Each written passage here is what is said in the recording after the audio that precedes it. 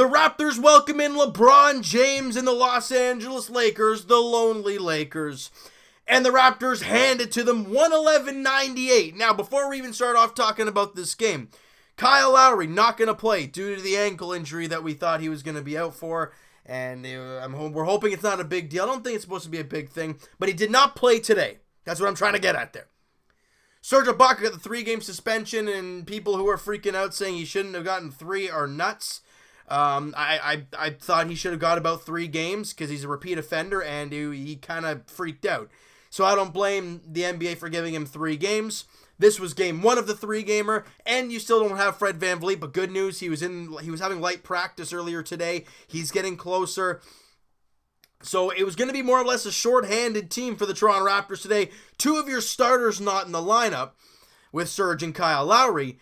And you really had to find mixes and matches and trying to find a way to win tonight. It wasn't going to be pretty.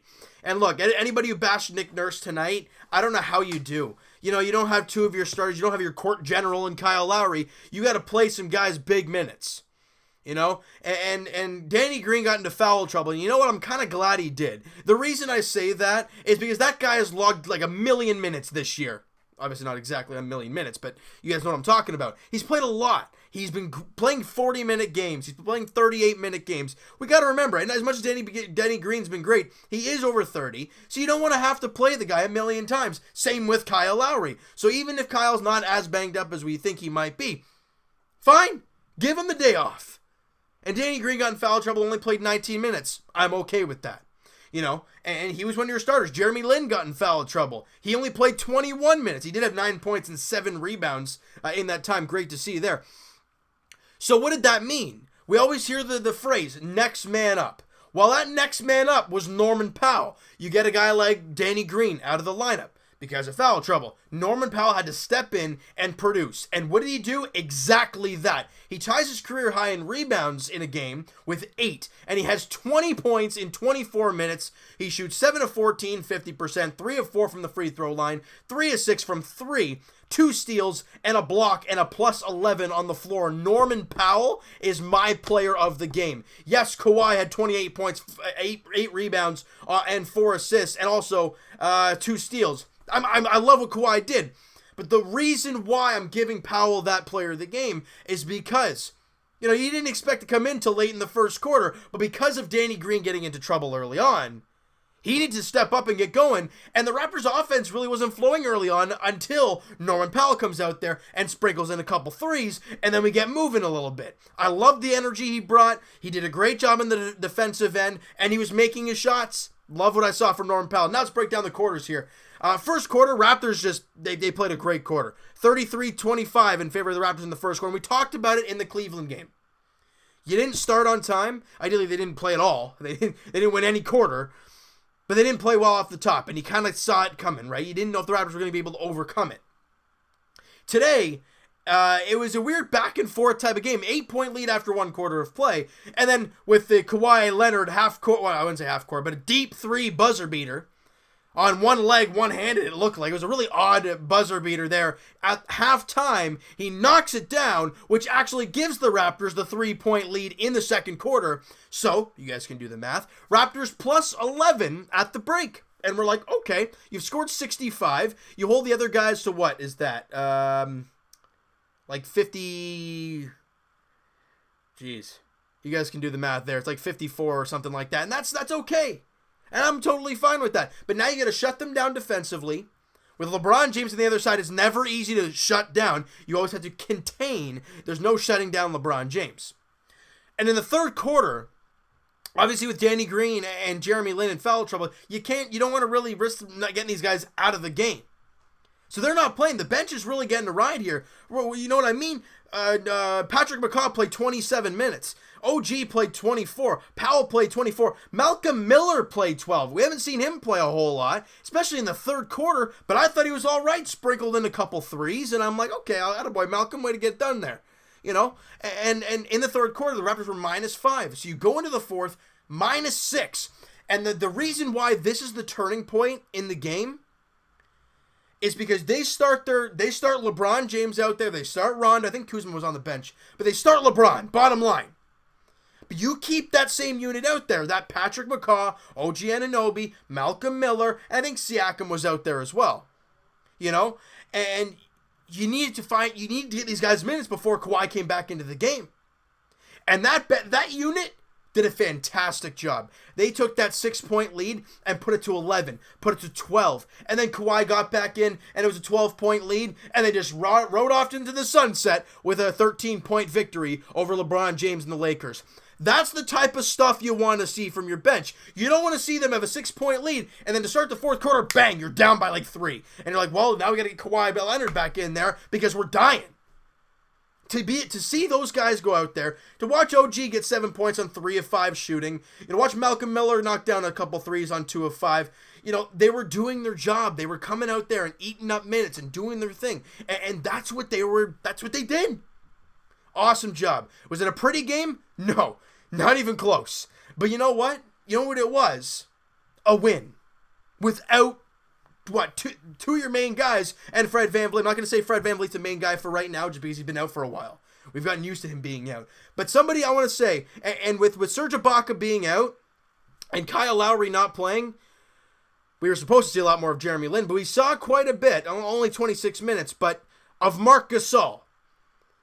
And coming into the game, we heard it on the broadcast, and you hear it everywhere. Mark, shoot the ball. We're seeing these games of 1 of 6 and 2 of 3 and 4 of whatever. He hasn't shot the ball a whole lot. So the story was, Mark, shoot the ball.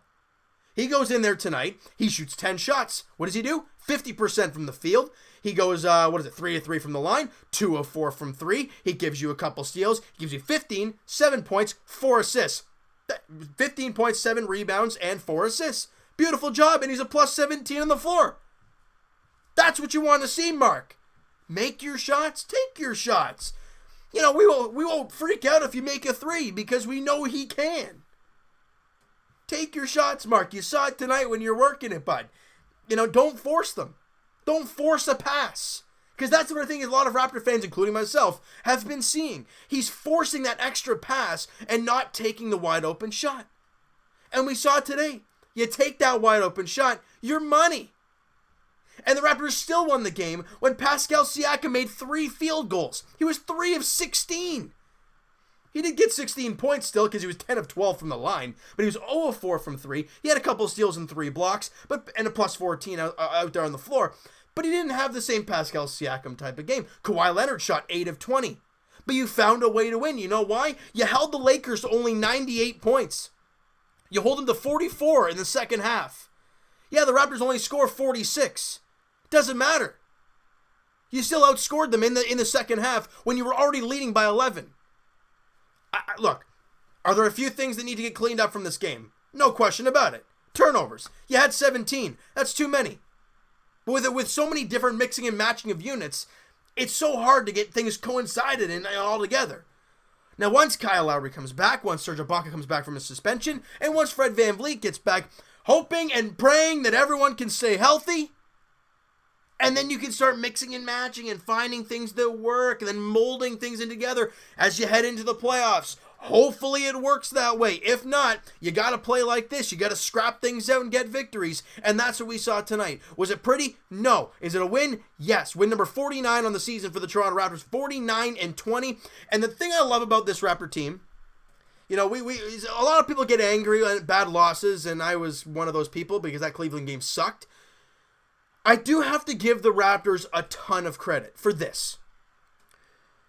If you guys have noticed, after a game like that against Cleveland, where they played downright awful in basically every aspect of the game, for a lot of the times, the next game after that, they play a pretty sound game. They usually come out with a victory, and they play all right.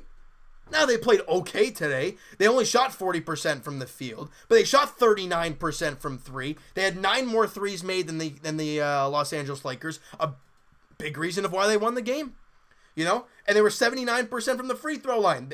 The Lakers were 62%. Look, you hold LeBron James to 29 points, 4 rebounds, 7 assists, 12 of 23 shooting. He's a freak. He's going to do that. And he was only 4 of 7 from the line, 1 of 5 from 3.